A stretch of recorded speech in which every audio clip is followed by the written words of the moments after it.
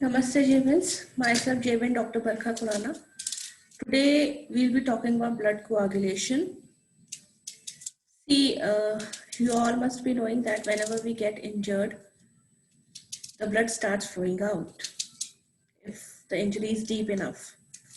But after a while, the blood stops flowing out, leading to coagulation of blood, forming a thread-like structure, thread-like appearance of blood is formed, and these are controlled by many factors, and we will be discussing about blood coagulation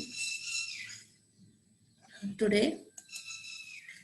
See, if we talk about homeostasis, this is defined as arrest or stoppage of bleeding.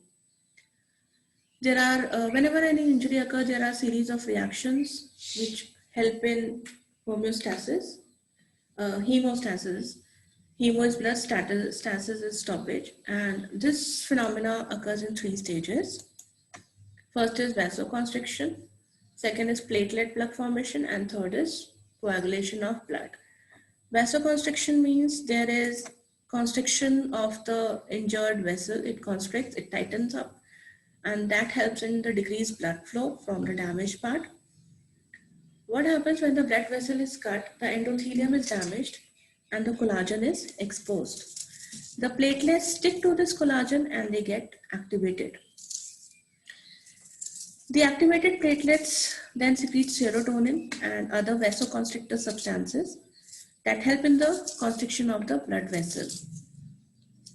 And this is adherence of collagen is accelerated by von Willebrand factor. This factor is a bridge between a specific glycoprotein that is present on the surface of platelet and collagen fibrils. Fine. So what happens, like serotonin and other vasoconstrictors get activated and they form the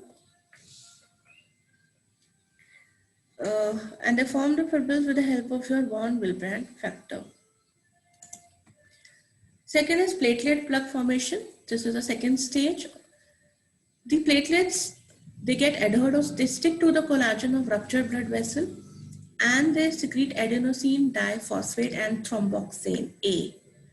Now these ADP and thromboxane attract more and more platelets and they keep on activating them. And these platelets aggregate or stick together and they form a loose temporary platelet plug. Or you can say it's a temporary hemostatic plug, which closes the ruptured vessel. And because of this, more of the blood loss is prevented. And this aggregation is accelerated by platelet activating factor or PAF.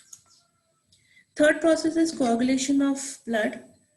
What happens over here? The fibrinogen is converted into fibrin.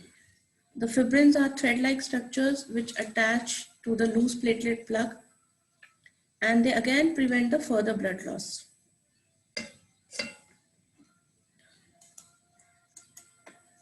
Then the last process is coagulation, which means a clot formation.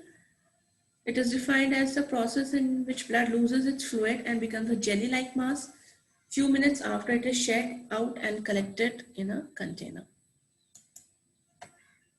Now, there are total 13 factors which are involved in clot formation or coagulation, and these are known as blood coagulation factors or clotting factors. We have fibrinogen, prothrombin, thromboplastin, calcium, labile factor. Presence has not been proved for 6th factor. 7th, stable factor, antihemophilic factor, Christmas factor, Stewart-Prover factor. 11th one is plasma, thromboplastin antecedent. Hagman factor is there, which is a factor 12, and the last one is fibrin stabilizing factor or fibrinase. Now, what are the sequence of clotting mechanism?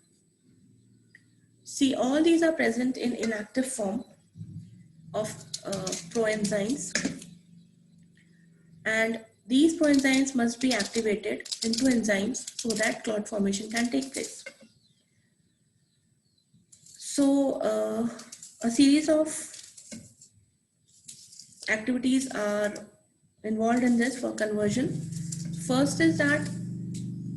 First one is a series is converted into an active enzyme that activates the second one, which activates the third one, and so on.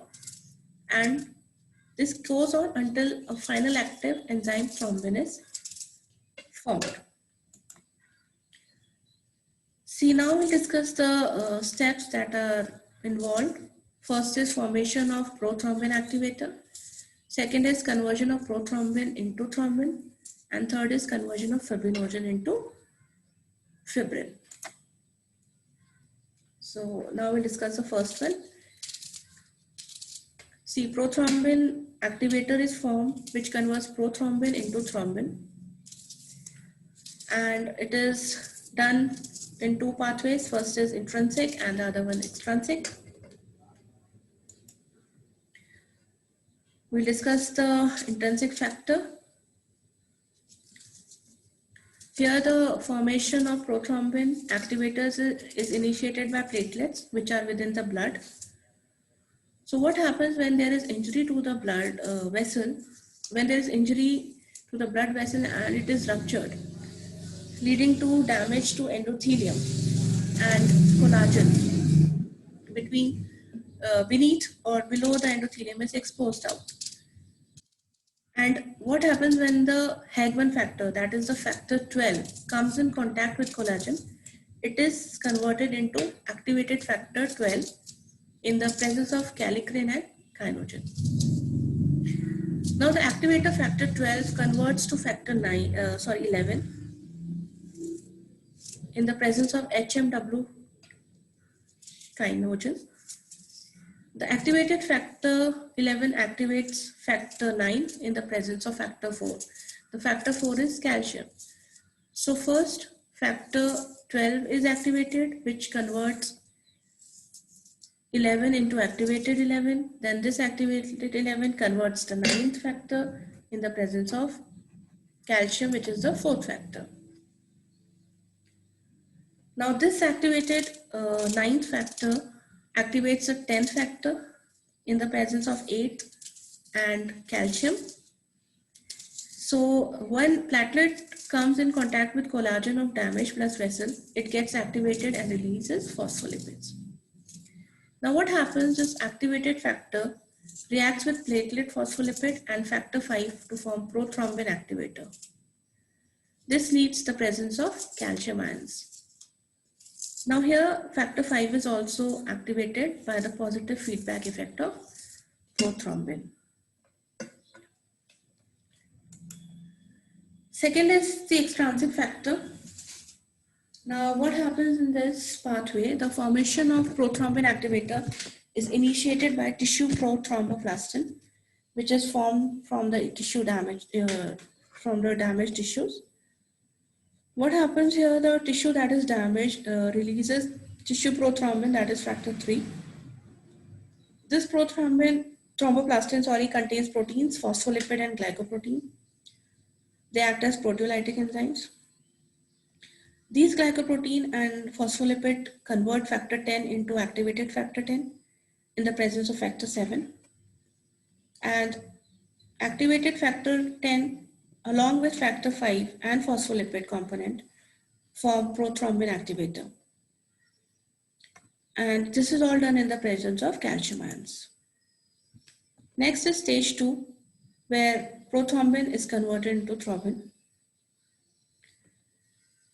And once the thrombin is converted, it leads to clot formation.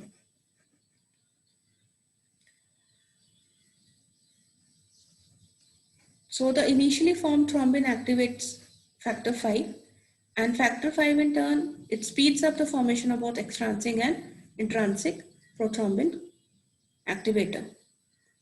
And the effect of thrombin is also called as positive feedback effect. Stage 3 is where the fibrinogen is converted into fibrin.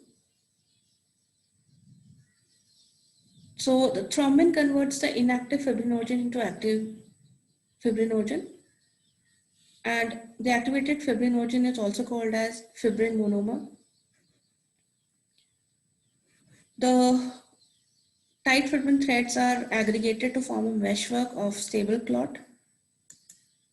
See, this is the whole diagram or the flow chart of intrinsic pathway. and the extrinsic pathway. The final end is prothrombin activator, and finally leading to fibrin tight blood clot. So this is all in your blood coagulation. I hope you understood this session, and if you have any doubts, you can post a comment. And this session is powered by Digital 2.0 version, Jyoti Vidyapeeth Women University. Thank you.